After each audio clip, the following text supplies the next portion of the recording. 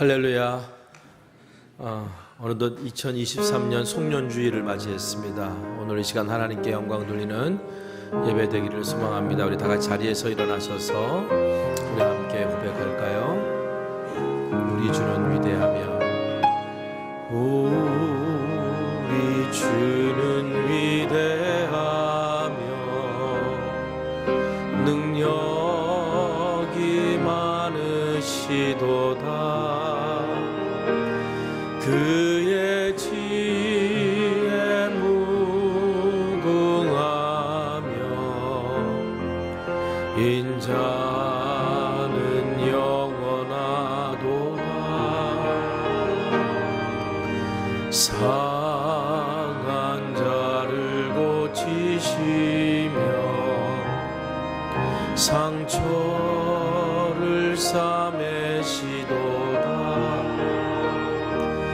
별들의 수를 세시며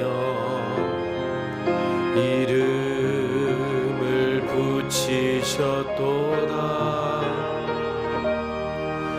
그가 구름으로 하늘을 덮으시며 땅을 위하여 비 준비하시니 예루살렘아 여호와를 찬송할지어다. 내 하나님을 감사함으로 그 앞에 나가며 주 임재 앞에 경배. 예루살렘아 예루살렘아 여호와를 찬송할지어다. 내 하나님을 감사함으로 그 앞에 나가며 주 임재 앞에 경배해.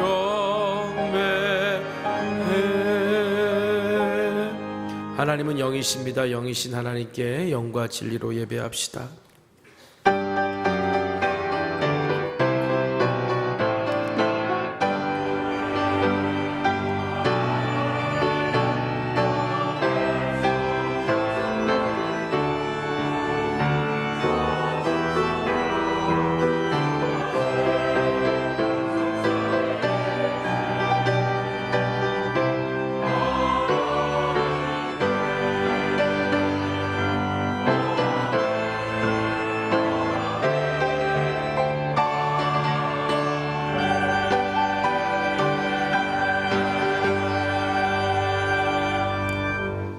찬송가 32장입니다.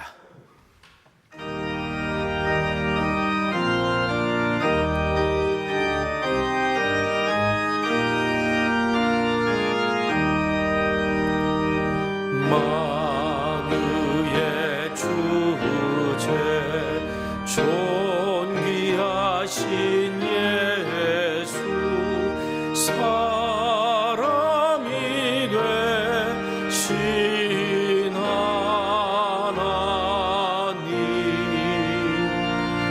나 사모하여 영원히 섬길 영광 되신 주로다.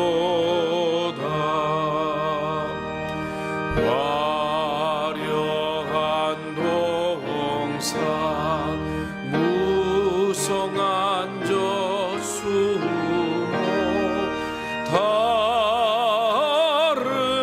아름답고 묘하나 순전함 예수 더 아름다워 봄 같은 기쁨 주시네.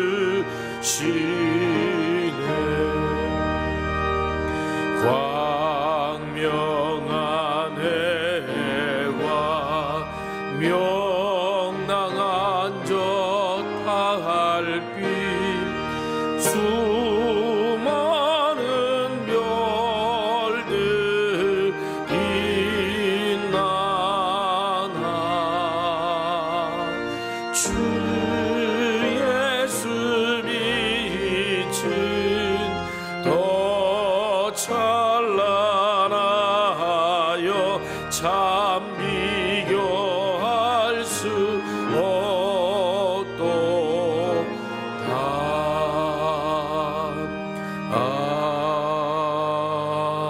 아멘. 사도신경으로 우리의 신앙을 고백하겠습니다. 전능하사 천지를 만드신 하나님 아버지를 내가 믿사오며 그 외아들 우리 주 예수 그리스도를 믿사오니 이는 성령으로 잉태하사 동정녀 마리아에게 나시고 본디오 빌라도에게 고난을 받으사 십자가에 못 박혀 죽으시고 장사한 지 사흘 만에 죽은 자 가운데서 다시 살아나시며 하늘에 오르사 전능하신 하나님 우편에 앉아 계시다가 저리로서 산자와 죽은 자를 심판하러 오시리라. 성령을 믿사오며 거룩한 공회와 성도가 서로 교통하는 것과 죄를 사하여 주시는 것과 몸이 다시 사는 것과 영원히 사는 것을 믿사옵나이다. 아멘.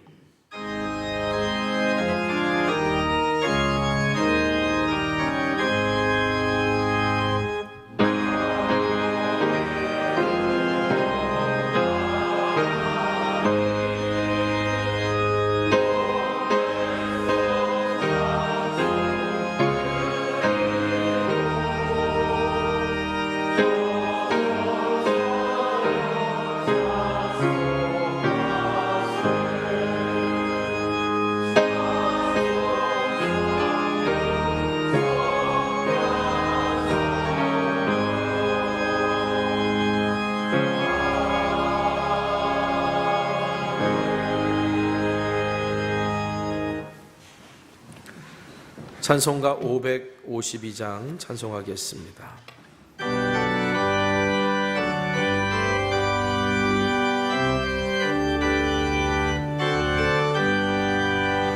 아침 해가 돋을 때 만물 신선하여라. 나도 세상 지낼 때 햇빛 되게 하소서. 주여 너를 도우사 세월호 송안고서 어두운 세상 지낼 때 햇빛 되게 하소서. 새로운 광음을 보람 있게 보내고 주의 일을 행할 때에 햇빛 되게 하소서. 주여 너를 도우사 세월호 송안고서 어두운 세상 지낼 때 햇빛 되게 하소서. 한번 가면 안 오는 바른 광음 지날 때 귀한 시간 맞춰서 햇빛 되게 하소서. 주여 너를 도우사 세월호 송안고서 어두운 세상 지낼 때 햇빛 되게 하소서.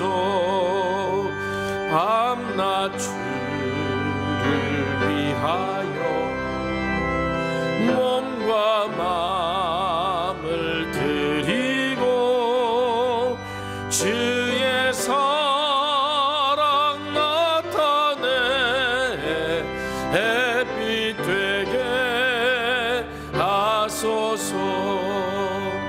주여 너를 도우사 세월호 세월호 성안고서 어두운 세상 지낼 때 햇빛 되게 하소서.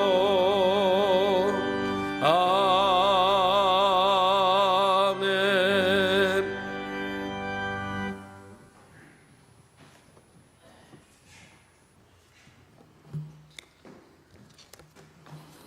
다 같이 기도하시겠습니다.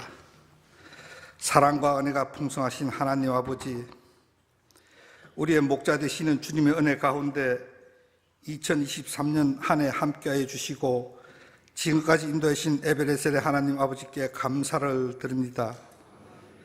2023년도 마지막 날 마지막 주일에 주님 전에 나와 온 마음과 정성과 뜻을 다하여 예배하오니 이 시간 이곳에 임재하시어 우리의 예배를 허명하여 주옵소서.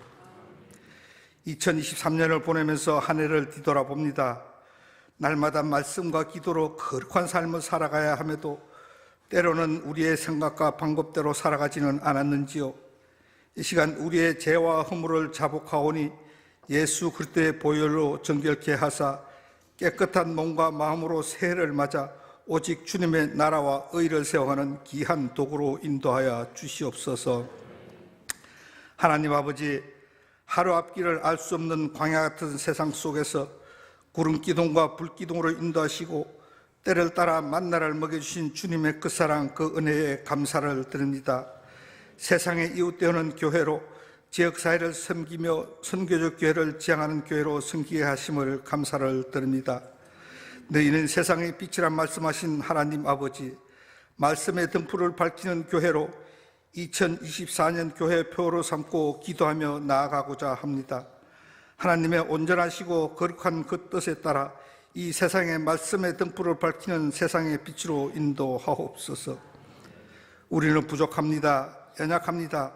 오직 주님만을 의지하며 담대히 나아가오니 날마다 예수님과 동행하는 삶으로 인도하여 주사 세상의 말씀의 등불로 비추게 하여 주시옵소서. 우리 각각에 주신 은사에 따라 섬김으로 그리스도의 몸된 교회를 세워나가기를 간절히 원합니다.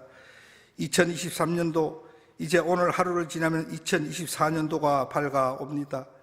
성천교회를 산하시는 주님, 이곳에 모인 주의 종들을 굽어 살피시사 분명 2023년도보다 더욱더 풍성한 2024년도로 하나님의 은혜와 평강이 넘치도록 축복하여 주시옵소서.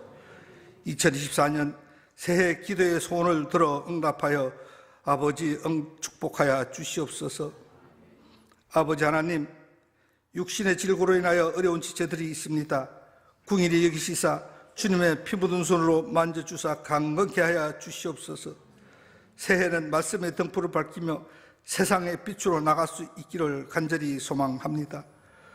주님을 향한 우리의 기도와 소망이 이루어지시기를 원합니다. 감사합니다. 이곳에 세우신 김인용 담임 목사님, 예영관에 강건하게 하시고 많은 양무리를 먹이시고 입히시기에 부족함이 없는 귀하신 목자로 인도하옵소서. 오늘도 그 입술을 통하여 주님의 말씀을 듣습니다. 주관하는 영들을 깨우는 능력의 말씀으로 인도하옵소서. 오늘도 예배를 위하여 이런저런 모습으로 섬기시는 귀한 종들의 수고하신을 기뻐받아 주시옵소서. 아름다운 목소리로 찬양하는 임마누엘 찬양대의 찬양을 기뻐받아 주시옵소서. 감사드리며 이 모든 말씀을 우리 주 예수 그리스도의 이름으로 간절히 기도드리옵나이다. 아멘. 하늘에 계신 우리 아버지여, 이름이 거룩히 기름을 받으시오며 나라가 임하옵시며 뜻이 하늘에서 이루어진 것 같이 땅에서도 이루어지이다. 오늘 우리에게 일용할 양식을 주시옵고 우리가 우리에게 죄진 자를 사하여 준 것 같이 우리 죄를 사하여 주시옵고 우리를 시험에 들게 하지 마시옵고 다만 악에서 구하시옵소서. 나라와 권세와 영광의 아버지께 영원히 있사옵나이다. 아멘.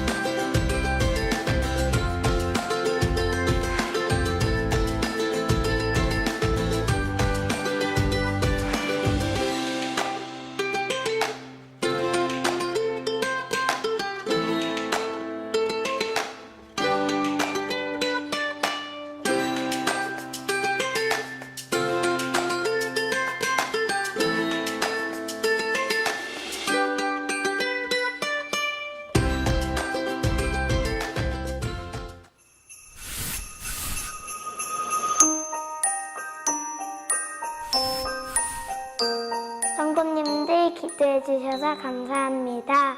더 밝고 지혜롭게 자라날게요. 사랑해요. 갈대상자를 통해 저와 친구들을 위해 기도해 주신 분들 모두 감사드립니다. 2024년에도 더욱 믿음으로 자라나겠습니다. 저희를 위해서 기도해 주셔서 감사합니다. 덕분에 올 한 해 큰 역경 없이 잘 지낼 수 있었습니다. 항상 저희를 생각해 주시고 꾸준히 기도해 주셔서 정말 행복합니다. 항상 큰 감사드립니다.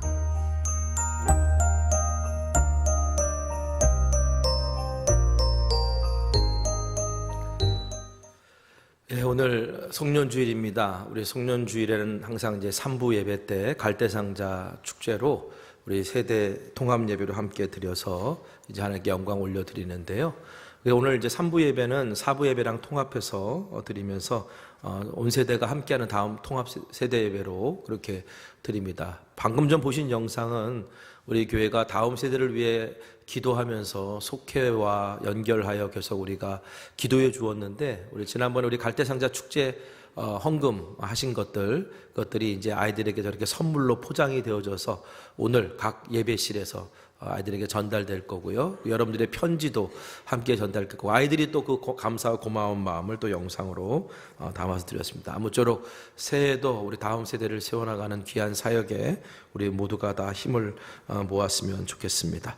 자, 오늘 저녁 송구영신 예배는 저녁 11시에 드립니다. 주보에 보시면 차량 운행 시간표가 있어요. 한쪽은 송구영신 예배 차량 운행 시간표고요. 한쪽은 이제 화요일 저녁부터 시작되는 이른비 기도의 차량 시간표니까 차량 이용하시는 분들 착오 없으시기를 부탁드리겠고요. 그리고 이제 신년 축복 기도는 작년과 동일하게 이른비 기도의 기간 동안에 나눠서 그렇게 하도록 하겠습니다. 그리고 수요일 날은 우리 필리핀 단기 선교팀 축복 파송하고, 그리고 금요일에는 우리 다음 세대 아이들을 위해서 기도하면서 다음 세대 아이들을 또 축복하고 기도하는 그런 시간 갖도록 하겠습니다.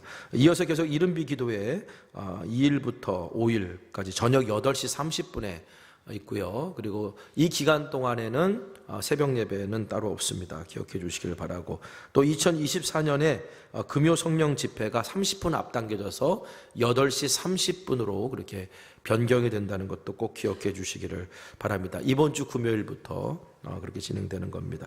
또 이제 2024년 속회 신청하길 원하시는 분들은 신청서를 사역지원실 또는 헌금함에 넣어주시면 됩니다. 신청서는 우리 로비에 있는 필경대 위에 있으니까 혹은 안내위원에게 물어보셔서 적으셔서 그래서 헌금함에 넣어주시거나 사역지원실로 제출해 주시면 되겠습니다.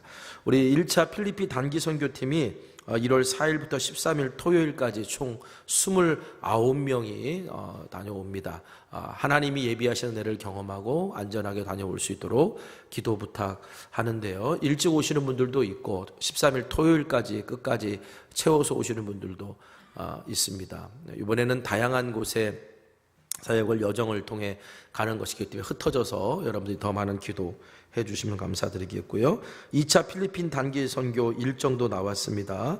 우리 선교회장님 속장뿐만 아니라 누구나 함께 하실 수 있으니까 오늘까지 여러분 문의해 주시고 신청해 주시면 감사드리겠습니다. 자, 노원지방 등급 사경회도 1월 15일부터 17일까지 2박 3일 동안 상계강림교회에서 있습니다. 우리 희망하시는 분들 기억해 주시길 바라고요. 우리 지난주 매일 성경 여러분들에게 1, 6월 달 교회 이름으로 만들어진 것들 선물로 나눠드렸죠. 가져가지 못하신 분들은 사역지원실에서 받아가시거나, 또 우리 속장님들 확인하셔서 혹시 속도원들 중에 받지 못하신 분들 꼭 달력과 함께 챙겨주시기를 부탁드립니다. 자, 오늘 송년주일입니다. 우리 서로 축복하기 전에 우리 먼저 옆에 분들에게 좀 인사했으면 좋겠어요. 새해 복 많이 받으세요라는 말은 오늘 저녁부터 많이 할 거니까 참 수고하셨습니다. 우리 옆에 분들에게 좀 인사했으면 좋겠습니다. 참 수고하셨습니다. 참 수고하셨습니다. 자, 오늘 시간 우리 서로 축복하며 나아갑시다. 당신은 하나님의 언약 안에 있는 축복의 통로입니다. 당신은 하나님의 언약 안에 있는 축복의 통로. 당신을 통하여서 열방이 주께 돌아오게 되리. 다시 한번 축복할까요? 당신은 하나님의 언약 안에 있는 축복의 통로. 당신을 통하여서 열방이 주께 예배하게 되리. 할렐루야. 우리 하나님께 영광 올립니다. 아멘. 자, 오늘 우리 삶에 들어온 주님의 말씀은 마태복음 5장 14절에서 16절에 있는 말씀입니다. 마태복음 5장 14절에서 16절에 있는 말씀, 우리 한 목소리로 같이 봉독하겠습니다. 자, 시작. 너희는 세상의 빛이라. 산 위에 있는 동네가 숨겨지지 못할까. 사람이 등불을 켜서 말 아래 두지 아니하고 등경 위에 두나니 이러므로 집안 모든 사람에게 빛이 있느니라. 이같이 너희 빛이 사람 앞에 비치게 하여 그들로 너희 착한 행실을 보고 하늘에 계신 아버지께 영광을 돌리게 하라. 아멘.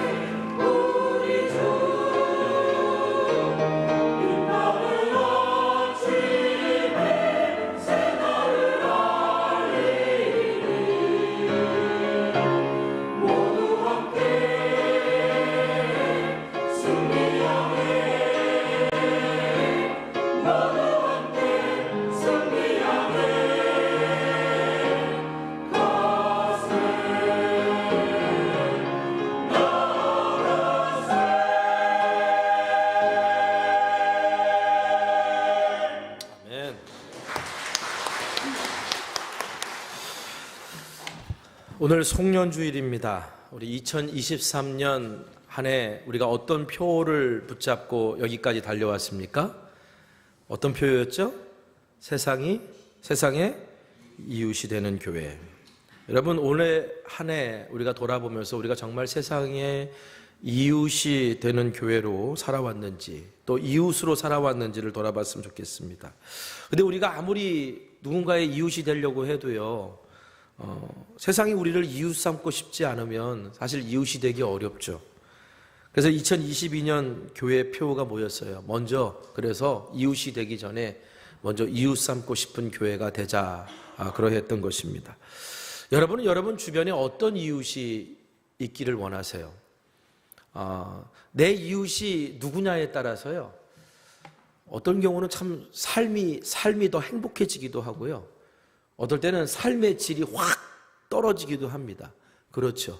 좋은 이웃이 있으면 어려워도 이게 삶의 질이 좀 올라가고 행복감이 올라가는데, 내가 아무리 편안하고 좋은 환경 속에서 뭐 이렇게 잘 일이 풀려도 같이 살고 있는 이웃이 정말 그렇지 않다 그러면 그냥 내가 가지고 있는 그 행복을 다 빼앗긴 듯한 그런 생각도 들 때가 있어요.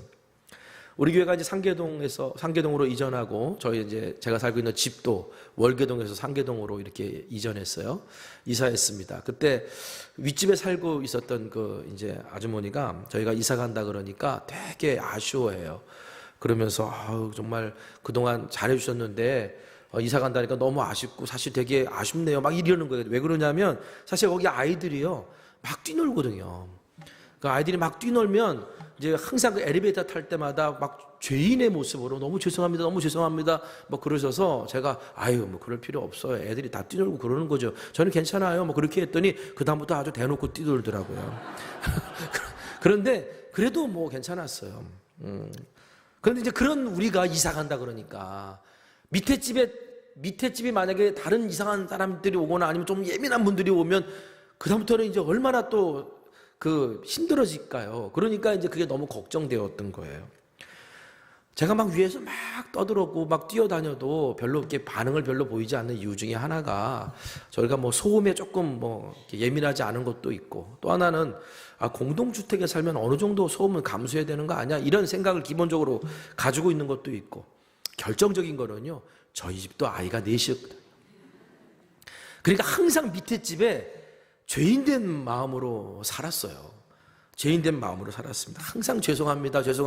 저희도 그러고 살았거든요. 여러분, 어떻게 보면 우리 집에 아이가 넷이 있으니까 밑에 집에서 그래 조금 그 아이가 클 때까지 조금 이해해 주기를 바라는 마음이 있다고 한다면, 당연히 윗집에 대해서도 같은 마음으로 대해주는 게 이게 당연한 거 아닐까요? 예수님께서 이렇게 말씀하셨어요. 마태복음 7장 12절에 그러므로 무엇이든지 남에게 대접을 받고자 하는 대로 너희도 남을 대접하라. 이것이 율법이요 선지자니라. 흔히 황금줄이라고 불리는 거. 내가 대접받고 싶은 대로 남에게 먼저 대접하라는 거죠. 여러분, 우리가 세상이 이웃 삼고 싶은 교회가 되려면 간단해요. 나에게 좋은 이웃이 누군지를 생각하고 그대로 해주면 되는 거예요. 내가 바라는 이웃의 모습은 뭐지? 라고 생각하고 그렇게 다가가주면 된다는 거죠. 여러분, 향기가 가득한 꽃집, 그리고 아침에 따끈한 빵 굽는 냄새가 나는 빵집, 커피 볶는 냄새가 아주 은근하게 들리는 이렇게 냄새가 나는 카페, 이런 곳을 지나갈 때 보면 사람들이 잠시 걸음을 멈추고 또는 돌아보고 때로는 찾아가지 않습니까? 이게 좋은 이웃이에요. 여러분, 교회도 이와 같아야 된다고 생각해요. 빵집에서는 빵 냄새가 나야지 빵집이고요, 꽃집에서는 꽃향기가 나야 꽃집이고요, 그리고 카페에서는 커피 냄새가 나야 카페죠. 그럼 교회는 무슨 냄새가 나야 될까요? 교회는 무슨 냄새가 나야 될까요? 예수님 냄새. 그래, 맞아요. 예수님 냄새예요. 예수님 냄새인데, 예수님을 믿지 않는 사람들은 그게 예수님 냄새인지 무슨 냄새인지 잘 그 냄새의 진원지를 몰라요. 그냥 예수님을 믿지 않는 사람들은요, 그 냄새를 사랑의 향기로 맡아요. 그리고 생명의 향기로 맡아요. 야, 저기는 사람 되게 활력 있네, 저기는 뭔가 사람 사는 것 같네 라고 하는 생명의 향기로 맡는다는 거예요. 여러분, 우리가 열심히 예배하고 기도하고 성경 읽고 말씀이 있는 것에서 향기가 나는 게 아니에요. 열심히 예배하고 성경 읽고 말씀을 읽으면서 우리의 삶이 하나님을 사랑하고 이웃을 사랑하는 삶으로 나타날 때, 그때 비로소 사람들은요, 교회에서 사랑의 향기를 맡고 그리고 생명의 향기를 맡게 되는 거예요. 이게 바로 향기 나는 그리스도인, 향기 나는 교회의 모습입니다. 그런데 여러분, 세상이 이웃 삼고 싶은 교회의 모습만으로 그쳐서는 안 되죠. 성경을 보면 예수님을 찾아온 사람들도 있었지만 예수님이 찾아가신 사람들도 있었어요. 예수님은 부활하시고 승천하시기 전에 제자들에게 말씀하셨습니다. 너희들 가라. 어디로 가라 하신 거예요? 세상으로 가라 하신 거예요. 예수님이 제자들을 부르신 목적은 세상으로 가라고 부르신 거예요. 예수님이 제자들에게 세상으로 가라라고 명령하신 것은 우리들에게 어떤 의미가 있냐면, 우리 교회의 사역의 장이, 우리의 믿음이 드러나야 되는 장이 어디가 되어야 되느냐? 세상이 되어야 된다는 걸 말씀해 주신 거예요. 2021년 부활절에 우리 교회가 선교적인 교회가 되겠다, 선교적 교회로 전환하겠다라고 선포했습니다. 선교적 교회가 되겠다라고 선포한 것은 다른 게 아니라, 이제 우리가 우리끼리 서로 좋은 일 하는 그런 사람들이 아니라, 그걸 넘어서서 우리의 목적이, 우리의 사역의 장소가 가정이 되고 일터가 되고 이웃이 되고 지역사회가 되는 세상으로 나아가겠다라고 우리가 선언한 거예요. 분명히 한 것입니다. 그래서 2022년 세상이 이웃 삼고 싶은 교회가 되고자 하려면 먼저 우리 안에 그리스도의 향기가 나야 되는 거고, 그리고 올해 세상이 이웃되는 교회가 되기 위해서 오늘 우리에게 나타나야 될 모습은 바로 세상의 빛이 되어야 된다는 거죠. 여러분, 그래서 2024년은요, 말씀의 표 한번 따라해 보겠습니다. 말씀의 등불을 밝히는 교회. 이제 우리 2024년 우리 성천교회는 말씀의 등불을 밝히는 교회로 나가려고 해요. 예수님께서 제자들에게 이렇게 말씀하셨어요. 마태복음 5장 14절, 너희는 세상의 빛이라 산 위에 있는 동네가 숨겨지지 못할 것이요.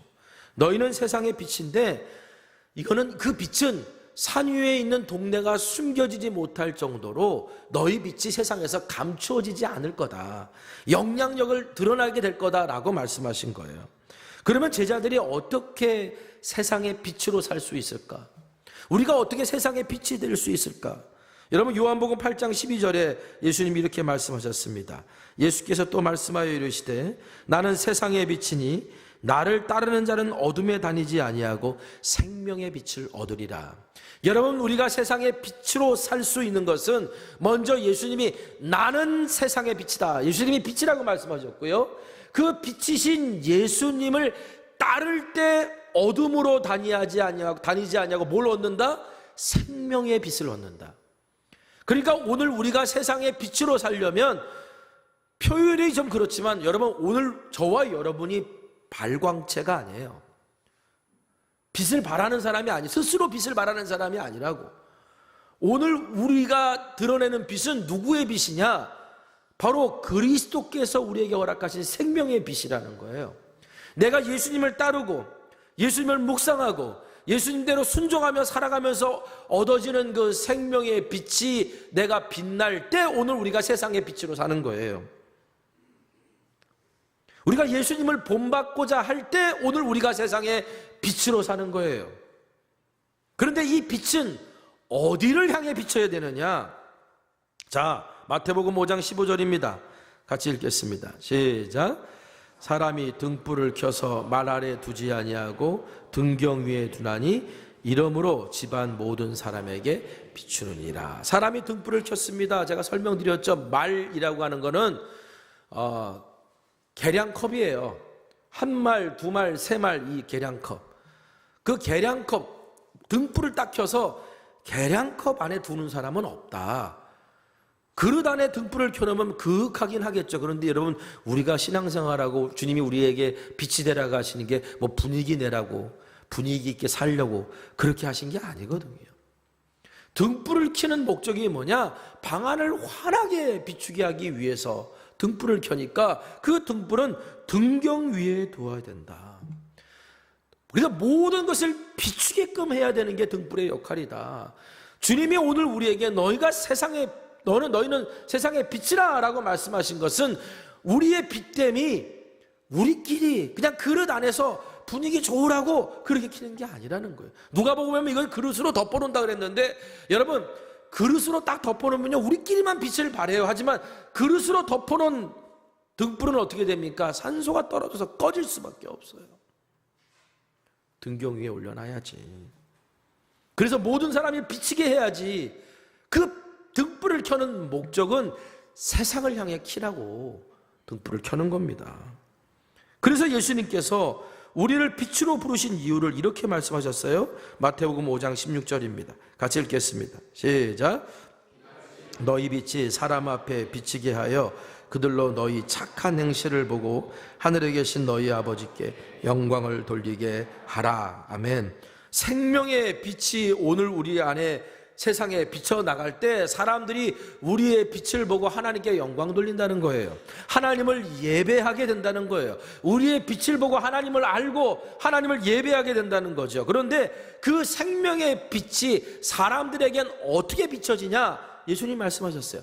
착한 행실로. 근데 여러분, 착한 행실이라는 단어가 단순하게 그냥 이웃에게 사랑을 베풀고 법 잘 지키고 윤리적으로 도덕적으로 흠없이 살려고 애쓰는 그런 것 이상의 의미라는 걸 알아야 돼요. 여기서 착한 행실은 그냥 나온 행동이 아니라 복음으로 새로워진 삶을 말하는 겁니다. 하늘나라 시민으로서의 삶을 말하는 거예요. 여기서 착한 행실은 복음으로 말미암아 예수님을 믿음으로 말미암아 하늘 시민이 됨으로 말미암아 우리의 가치관이 바뀌고 세계관이 바뀌었기 때문에 나오는 행동이라는 거죠. 오늘 본문에 있는 마태복음 5장에서 예수님이 제자들을 향해 너희는 세상의 소금이니 너희는 세상의 빛이니 라고 말씀하신 것은 제자들에게 팔복을 가르치시고 난 다음에 하신 말씀이에요. 여러분, 팔복 아시죠? 제가 2년 전인가? 우리 팔복 설교, 작년이죠, 작년에 팔복 설교 여러분들과 함께 말씀 나눴어요. 팔복은 예수님이 가르쳐 주신 행복론이라 그랬습니다. 예수님이 가르쳐 주신 그 팔복의 핵심 가치가 뭐예요? 첫 번째가 심령의 가난이고, 그리고 애통이고, 온유고, 의에 줄이고 목마름이고, 국률이 여김이고, 마음의 청결이고, 화평케 함이고, 의를 위하여 박해를 받는 것이라 했습니다. 여러분, 예수님께서 팔복선을 하시며 복이라고 말씀하신 것들은, 이 주제들은 솔직히 말하면 우리가 사는 세상에선 이건 복으로 여기는 게 아니에요. 의를 위하여 박해받는 걸 복으로 여기는 사람이 어디 있어요? 그렇잖아요. 심령이 가난해? 그냥 가난한 삶을 복으로 여기는 사람이 어디 있겠어요? 그런데 예수님은 이것을 복이라고 선언하십니다. 왜냐하면 왜 이것을 복이라고 선언하시냐면 마태복음 5장부터 7장에 무엇이 나오느냐? 산상수훈이 나와요. 하늘 시민으로서 이 세상에서 어떻게 살아야 되는지를 가르쳐 주신 산상수훈이 나오는데, 여러분, 이 산상수훈을 읽어보면요, 우리가 어떻게 이 말씀대로 살 수 있지? 도저히 살 수가 없어 라고 생각하는 내용들로 채워져 있어요. 근데 왜 못 사느냐? 그렇게 살면 우리가 내가 생각하는 행복, 내가 생각하는 복을 누릴 수 없다고 생각하기 때문에 그렇게 못 사는 거거든요. 그래서 예수님이 산상수훈을 가르치시기 전에 먼저 팔복을 선언하신 것은 너희들이 생각하는 복의 가치를 바꿔라. 너희들이 생각하는 복이 무엇이니? 하늘의 복이 무엇인지를 알고, 복 받았다는 게 뭔지를 알고, 하나님이 주시는 복이 무엇인지를 알고, 그리고서 너희들이 이 땅에서 하늘 시민으로 살아라. 그럴 때 예수님이 가르치신 산상수훈이 오늘 우리의 삶에 이루어질 수 있는 거예요. 여러분, 우리가 흔히 복 받았다라고 하면요, 이런 거예요. 어떤 내 삶이, 주변이 긍정적인 환경으로 변하고 그 긍정적으로 변한 환경 속에 내가 행복을 누리는 것, 이걸 우리가 흔히 생각하는 복입니다. 건강이라고 그런 것도, 뭐 자녀들이 평안한 거고, 뭐 진로가 잘 풀리는 것도, 직장에 잘 들어가는 것도, 다 이런 것들. 그래서 우리는 참 복 받았다, 복 받으세요라고 말한다는 의미는 그런 것들이 다 들어가 있는 거잖아요. 뭐 돈을 많이 벌던가, 직장에서 뭐 진급이 빠르게 됐던가, 아니면 뭐 자녀의 진로가 잘 풀렸던가, 뭐 이런 것들 말이에요. 그런데 여러분, 우리가 흔히 말하는 그 복 받았어요, 복 받으세요, 우리가 이게 복이에요라고 말하는 것들, 그것이 오늘 우리에게 영구한 복을 주던가요? 돈이 있으면 좋죠. 돈이 좀 넉넉하면 내 생활 속에서 여러 가지 내가 유익을 누릴 수 있는 것이 많죠. 그런데 여러분, 돈이 많다고 다 행복하던가요? 돈이 많아보질 않아서 잘 모르겠습니다만 많아본 분들은 한번 생각해 보세요. 여러분, 돈이 많아서 행복하던가요? 높은 자리에 오르고 명예와 인기를 얻으면, 야, 나 저런 명예와 인기를 얻고 싶고 높은 자리에 올라보고 싶다. 그래서 그런 사람은, 야, 정말 복 받았어. 어떻게 자녀들이 저렇게 잘 됐어. 어떻게 저 사람 저렇게 잘 됐어. 라고 말하지만 여러분, 그렇게 다 그런 사람들이 다 행복하던가요? 어떻게 보면 우리가 흔히 생각하는 복이라는 것은 부차적인 복이에요. 환경이 변하면 어느 순간 다 사라질 수도 있는 것들이에요. 그런데 예수님께서 말씀하신 복은요, 복이라는 단어보다는 행복으로 번역하는 게 더 적절할 것 같아요. 하나님 안에서 누리는 자들의 내적인 기쁨에서 시작되는 행복이에요. 그러니까 예수님 말씀하신 그 복이 있는 사람은요, 돈 그 자체를 복으로 여기지 않아요. 명예와 인기, 권력과 힘을 갖는 것 그 자체를 복으로 여기지 않아요. 여러분, 예수님이 말씀하신 복 있는 사람은요, 나에게 주어진 것들이나 환경을 하나님의 뜻을 위해 기쁨으로 사용할 수 있는 그 성품을 갖춘 사람, 그 사람을 예수님은 복 있는 사람이라고 그러세요. 무슨 말이냐? 내가 돈이 있어요. 내가 힘이 있어요. 내가 권력이 있어요. 그런데 그것이 하나님의 기쁘신 뜻을 위해서 늘 사용될 수 있는, 그걸 누릴 수 있고 또 쓸 수 있는 성품이 있어요.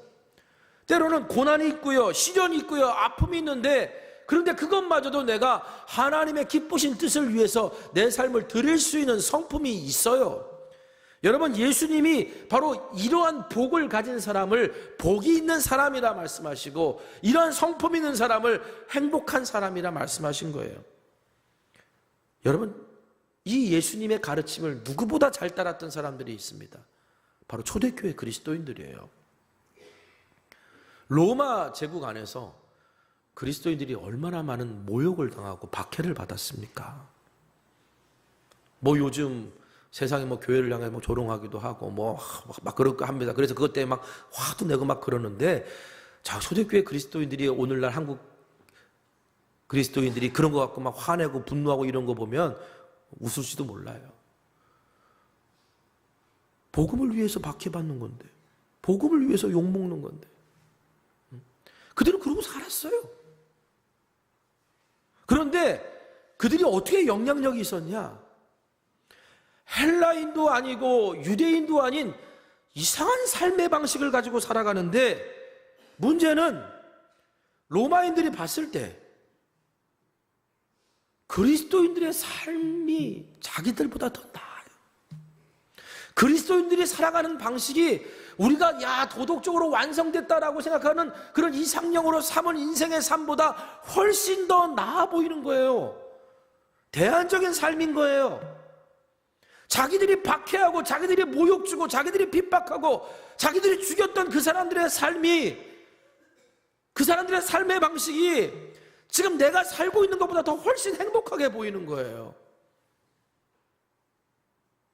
여러분, 그래서 사람들이요, 그리스도인들의, 초대교회 그리스도인들의 삶의 모습을 보면서 빛을 발견한 거예요. 저렇게 살아야 되겠다. 그래서 많은 사람들이 예수님을 믿기 시작했습니다. 로마 제국이 복음화되는데 대략 300년이 걸려요. 긴 시간이겠죠? 근데 여러분, 그 거대한 문화가 그 작은 팔레스틴 땅에서 일어났던 성령의 역사로 시작됐던 그 교회로 말미암아 300년 만에 로마 제국이 복음화되기 시작한다는 것은, 이건 하나님이 하신 일이 놀라운 일입니다. 지금처럼 뭐 교통이 발전하고 통신이 발전하고 뭐 이렇게 해가지고 다 뭐 그렇게 되는 시대가 아니잖아요. 여러분, 여기서 우리가 뭘 깨달아야 되느냐? 우리가 주님이 부르신 대로 세상의 빛으로 살려면 그리스도를 따르는 제자의 삶을 살아야 된다는 거예요. 그래서 오늘 우리 안에 생명의 빛이 나와야 된다는 거예요. 그래서 바울도 우리 이렇게 말합니다. 자, 빌립보서 2장 15절 16절입니다. 같이 읽겠습니다. 시작. 흠이 없고 순전하여 어그러지고 거스르는 세대 가운데서 하나님의 흠없는 자녀로 세상에서 그들 가운데 빛들로 나타내며 생명의 말씀을 밝혀 나의 다름질이 헛되지 아니하고 수고도 헛되지 아니하므로 그리스도의 날에 내가 자랑할 것이 있게 하려 함이라. 아멘. 자, 그리스도인들이 세상의 빛으로 살 수 있는 힘이 바울은 생명의 말씀이라고 말합니다. 여기서 말씀을 밝혀라는 이 밝혀라는 말은 말씀을 굳게 붙잡는다 또는 주목하다라는 뜻이에요. 그러니까 그리스도인들에게 나온 빛의 근원이 어디냐면 말씀을 붙잡았기 때문에, 말씀을 주목했기 때문에 나온 결과물이 빛이라는 거예요. 그럴 때 오늘 우리의 수고가 헛되지 않는다는 얘기를 하는 겁니다. 여러분, 우리가 이웃을 사랑하죠. 그런데 이웃을 사랑하는 것이 헛되지 않으려면요, 하나님을 사랑하는 것에서부터 시작돼야 되는 거예요. 우리의 사랑은요, 너무 이기적일 때가 많아요. 우리의 사랑은요, 한계가 많을 때가 많아요. 우리의 사랑은요, 사랑한다라고 말해놓고 결국 미워하고요, 사랑한다라고 말해놓고 결국 나중에 섭섭하는 사랑이에요. 그런데 우리의 사랑이 뭔가 빛으로 나타나려면 그게 하나님을 사랑하는 것부터 시작돼야 되는 거예요. 우리의 섬김과 나눔이 세상에 영향력을 끼치는 빛이 되려면 생명의 말씀을 밝힌 결과물이 돼야 된다는 거예요. 여러분, 이 말은 뭐냐? 우리의 모든 행위가 하나님의 말씀이 동력이 되어야 된다는 얘기입니다. 등경 위에 등잔을 놓아도 기름이 떨어지면 세상을 향해 빛을 밝힐 수가 없어요. 그래서 우리가 세상의 빛으로 살려면 말씀의 등불로 생명의 말씀을 밝혀야 되는 거예요. 우리 교회 표를 2024년에 말씀의 등불을 밝히는 교회라고 제가 정한 이유가 여기에 있어요. 우리가 이웃을 사랑하고 섬기고 또 어려운 또 힘든 교회를 같이 도와 사역하고 뭐 여러 가지 일들을 하려고 참 많이 애썼어요. 그러다 보니까 어느 순간 우리도 모르게 그것이 프로그램이 되고, 어느 순간 그것이 우리 모르게 우리의 정으로 그것을 하려고 하고, 어느 순간 우리 모르게 의로, 자기 의로 그것을 하려고 하고 하는 모습들이 우리들 모르게 나타날 수 있잖아요.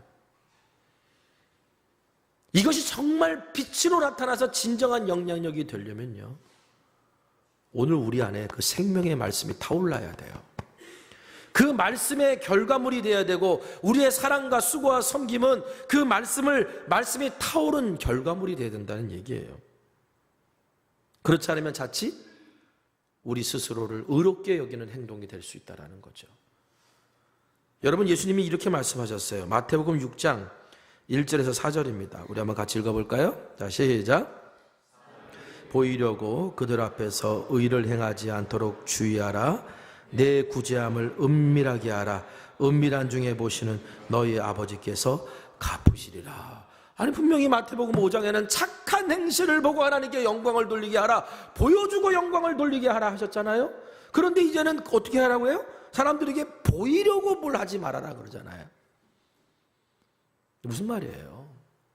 우리 안에 이 동기예요. 우리 안에 있는 동기가 하나님의 말씀이 타오른 것으로 나타나면 우리가 굳이 드러내지 않아도요, 그냥 빛이기 때문에 숨기지 않아져요. 그냥 다 드러나게 돼 있어요. 그런데 오늘 우리가 어느 순간 말씀이 동기가 된 게 아니고, 은혜가 동기가 된 게 아니고, 어느 순간부터 이것이 그냥 오늘 우리가 누군가에게 인정받고 싶거나 아니면 뭐 칭찬받고 싶거나 그냥 정으로 하거나 의무로 하거나 이래 되다 보면 결국 뭡니까? 그것이 결국은 자기 의로 변해버린다는 얘기입니다. 그럴 바엔 차라리 은밀하게 하는 게 훨씬 낫다라는 얘기예요. 여러분, 요즘 같은 시대에요, 정말 예배가 중요하고요, 말씀이 중요하고요, 기도가 중요한 시대예요.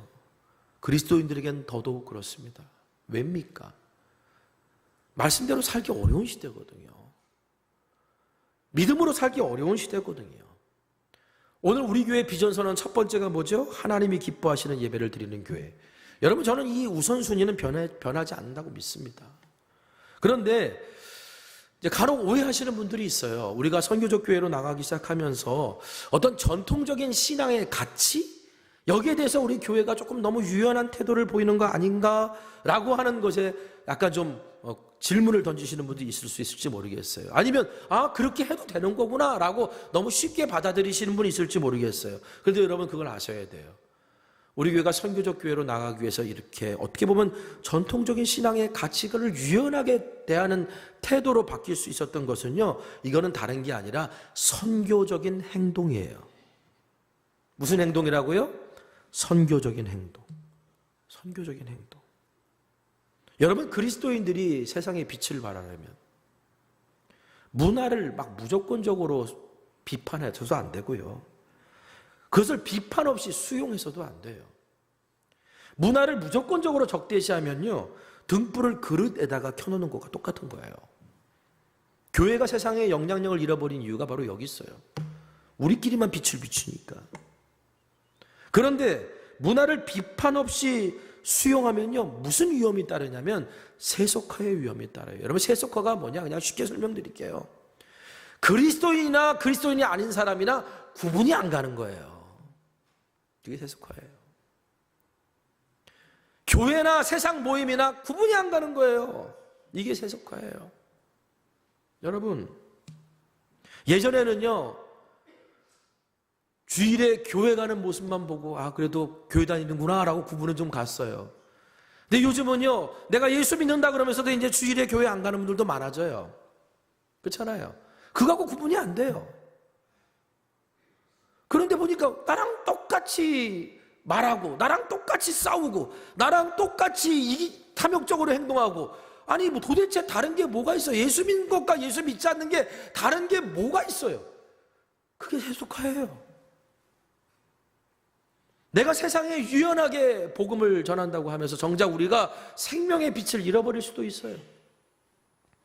세상이 이웃 삼고 싶은 교회, 세상이 이웃이 되는 교회. 우리 교회가 지난 2년 동안 이 표를 가지고서 선교적 교회로 나가려고 애썼는데요. 여러분, 오늘 우리가 이렇게 애쓴 이유는 복음을 전하기 위해서예요. 복음을 전하기 위해서. 사도 바울은요, 나는 비천에 처할 줄도 알고 풍부에 처할 줄도 알다라고 말하면서 세상 문화 속으로 들어갔어요. 그들의 문화 속, 그들의 삶으로 들어가서 교회를 세웠어요. 여러분, 세상 문화 속으로 들어가 교회를 세우는 거, 이게 선교적 교회예요. 이 시대의 문화에 복음의 영향력을 끼치도록 문화를 존중할 수도 있고 수용할 수도 있어야 하며, 세상 문화에 대해서는 도전을 줄 수도 있고, 근데 도전을 줄 때는 그들이 이해할 수 있는 언어로 복음을 설명하는 노력을 해야 된다는 거죠. 바울은 믿는 구석이 있었어요. 무슨 믿는 구석을 있었냐면, 은혜 받으면 변한다. 은혜 받으면 받아들인다. 은혜 받으면 헌신한다. 근데 그 은혜는 뭐로부터 시작되는 거냐? 복음으로부터 시작되는 거다. 복음으로부터 시작된 그 은혜로 말미암아 그 은혜가 있으면 변한다. 그러므로 지금 우리가 세상을 향해 유연한 태도로 나갈 수 있을지 모르지만 그 안에 진짜 알맹이는 뭐예요? 복음이에요. 바울이 이렇게 말하잖아요. 고린도전서 9장 19절에서 23절 우리 한번 같이 읽어보겠습니다. 자, 시작. 나는 어느 누구에게도 얽매이지 않은 자유로운 몸이지만 많은 사람을 얻으려고 스스로 모든 사람의 종이 되었습니다. 유대 사람들에게는 유대 사람을 얻으려고 유대 사람같이 되었습니다. 율법 없이 사는 사람들을 얻으려고 율법 없이 사는 사람같이 되었습니다. 믿음이 약한 사람들에게는 약한 사람들을 얻으려고 약한 사람이 되었습니다. 나는 모든 종류의 사람에게 모든 것이 다 되었습니다. 그것은 내가 어떻게 해서든지 그들 가운데에서 몇 사람이라도 구원하려는 것입니다. 나는 복음을 위하여 이 모든 일을 하고 있습니다. 그것은 내가 복음의 복에 동참하기 위함입니다. 여러분, 오늘 이 시대야말로 오늘 그리스도인들이, 교회가 새로운 세상을 향해, 이 시대를 향해 어떤 모습으로 다가가야 되는가? 바울이 복음을 전할 때 복음을 듣는 자들이 마음을 열고 복음에 귀 기울이고 복음을 이해하게 하기 위한 것이라면, 바울은요 복음을 전하는 방법에 대해서는 상당히 유연했어요. 하지만 바울이 그렇게 복음을 전하기 위해 들어갈 수 있던 그 힘이 뭐였냐면 바울 안에는 늘 복음이 불타올랐어요. 복음의 능력이 살아있었어요.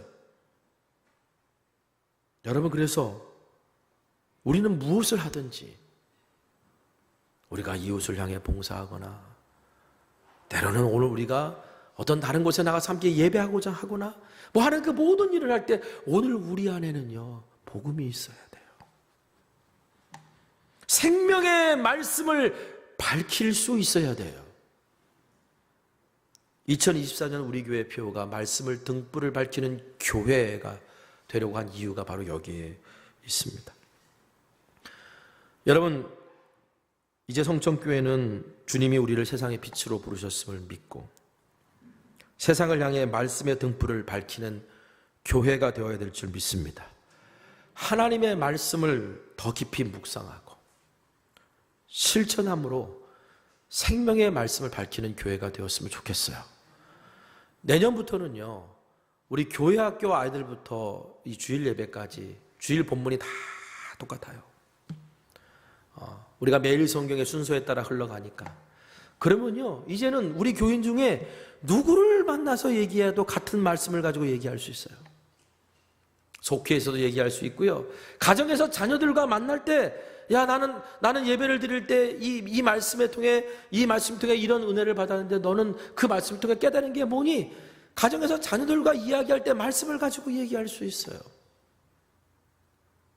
우리가 어떤 사역을 진행할 때, 각기 다른 세대들이 만날 때 우리는 얼마든지 같은 말씀을 가지고서 같이 고민한 것 가지고 생명의 말씀을 밝혀 살 수 있어요. 오늘 저와 여러분의 삶이 2024년에는 우리의 사랑이, 우리의 섬김과 우리의 나눔이 그냥 우리의 노력과 의지에서 나오는 게 아니라 생명의 말씀을 밝힌 결과물이 되기를 간절히 소망합니다. 그래서 정말 오늘 내가 드러내지 않으려고 해도, 우리가 드러내지 않으려고 해도 그것이 생명의 빛으로 드러나는 교회, 그런 신앙인의 삶이 오늘 저와 여러분의 삶 속에서 이루어지는 한 해가 되기를 소망하고 기도하는 우리 모두가 되기를 간절히 소망합니다. 기도하겠습니다. 우리 말씀 붙들고 함께 기도했으면 좋겠습니다. 기도할 때, 오 하나님, 올 한 해 우리가 세상에 이웃되는 교회, 이웃되는 성도로 살고자 했는데 내 안에 복음에 타오르는 열정은 없고 그냥 정으로, 의지로, 의로 하려고 했던 것은 아니었는지, 우리가 정말 세상에 빛이 되려면 우리 안에 생명의 말씀이 밝혀져야 됨을 믿습니다. 주님, 이제 그 하나님의 말씀이 내 안에 불타오르게 하시고 그것이 세상의 빛으로 드러나게 하소서라고 우리 함께 다 같이 기도했으면 좋겠습니다. 기도합니다. 거룩하신 아버지 하나님, 아버지 생명의 말씀을 밝히는 교회 되기를 원합니다. 말씀의 등불을 켜서 아버지, 오늘 우리가 하는 모든 행위와 수고들이 하나님 말씀을 주목하고 하나님 말씀을 붙잡은 결과물들이기를 원합니다. 우리가 이웃을 향해 사랑하고 이웃을 향해 전하는 삶을 살아가는 것이, 그것이 단순히 정 때문이 아니고 단순히 나의 의 때문이 아니고 그것이 어떤 의무 때문이 아니라 내 안에 복음이 불타고 오르기 때문에, 내 안에 생명의 말씀이 타올랐기 때문에, 아버지, 그렇기 때문에 때로는 내가 누군가의 위치에서 나도 그 사람이 되어서 그들과 함께 어울리면서 나는 그리스도인임을 말하지 않아도 드러날 수 있는 사람, 아버지, 생명의 말씀이 드러나는 그런 교회, 이 지역 안에서 그렇게 세워지고 하나님 날 향해 나아가기를 원하오니, 주여, 이제 2024년 우리가 하나님의 말씀의 등불을 밝히는 교회로 우리 자녀들부터 우리 어른의 세대까지 그 하나님의 말씀을 우리의 삶의 등불로 밝혀낼 수 있는 교회 될 수 있도록 하나님 축복하여 주시옵소서. 예수님의 이름으로 기도합니다. 아멘.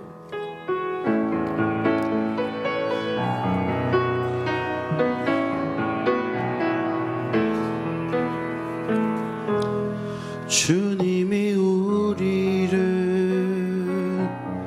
빛으로 부르셨으니 부르심 따라서 나 살기 원해. 거룩한 나라요, 주께서 택한 백성이니 주를 의지하여 담대함으로 주님의 빛 비추게 하소서. 어두운 세상 가운데 거룩함으로 주님의 빛 비추게 하소서. 예수의 이름으로 일어서도록. 기도를 함께 찬양하길 원합니다. 오늘 주보에 악보하시니까요, 오늘 말씀 기억하면서 중내가 빛으로 살길 원합니다. 거룩한 제사장으로서 그렇게 살아가길 소망합니다는 고백이 우리 안에 있길 원합니다. 주님이 우리를 빛으로 부르셨으니 부르심 따라서 나 살기 원해. 거룩한 나라요, 주께서 택한 백성이니 주를 의지하여 담대함으로. 다 같이 일어나서 다시 한번 주님이 우리를 빛으로 부르셨으니 부르심 따라서 나 살기 원해. 거룩한 나라요, 주께서 택한 백성이니 주를 의지하여 담대함으로 주님의 빛 비추게 하소서. 어두운 세상 가운데 거룩함으로 주님의 빛 비추게 하소서. 예수의 이름으로 주님의 빛 비추게 하소서. 주님의 빛 비추게 하소서. 어두운 세상 가운데 거룩함으로 주님의 빛 비추게 하소서. 예수의 이름으로 일어서도록. 기도하겠습니다. 2023년 세상의 이웃이 되는 교회로 살아왔습니다. 노력도 했고 애썼습니다. 그런데 오늘 내 의지와 우리의 뜻대로 잘 안 된 것들도 많았습니다. 중요한 것을 잃어버리진 않았나 생각해 봅니다. 우리의 사랑과 섬김과 나눔과 우리의 애씀과 수고가, 우리의 모든 행동들이 생명의 말씀을 밝힌 결과물이어야 된다는 사실을, 하나님 말씀에 주목하고 그 말씀에 붙들려 있으면 내가 빛을 내려고 하지 않아도 빛입니다. 주님, 이제 이것을 잊지 않으려고 2024년에 말씀의 등불을 밝히는 교회가 되고자 합니다. 우리의 모든 행위와 우리의 모든 수고가, 우리가 서로를 향해 그리고 세상을 향해 이웃을 향해 모든 것을 하려고 하는 노력들이 바로 생명의 말씀을 밝힌 결과물이 되게 하소서. 내 안에 복음이 뜨겁게 타오르고 하나님의 말씀이 오늘 내 삶을 붙드셨기에 나오는 열매들이 되게 하소서.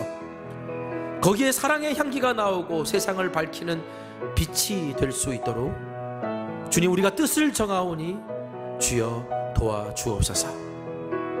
주여, 오늘도 우리가 하나님 앞에 예배하면서 지나온 시간 하나님께 감사하며 또 새로운 시간을 소망하며 드려진 귀한 예물이 있습니다. 마음의 소원과 간절한 기도의 제목에 하나님 응답하시고 오늘 우리의 길을 인도하시는 그 하나님을 날마다 만나는 풍요로움을 맛보게 하여 주시옵소서. 이제는 우리 주 예수 그리스도의 크신 은혜와 하나님 아버지의 무한하신 사랑하심과 성령님의 감화감동 역사 충만 교통 내주하심의 은혜와 은총이 생명의 말씀을 밝혀 오늘 세상의 빛으로 살기를 결단하고 고백하는 주의 자녀들 위해 지금부터 영원까지 함께하여 주시옵기를 간절히 축원하옵나이다. 아멘.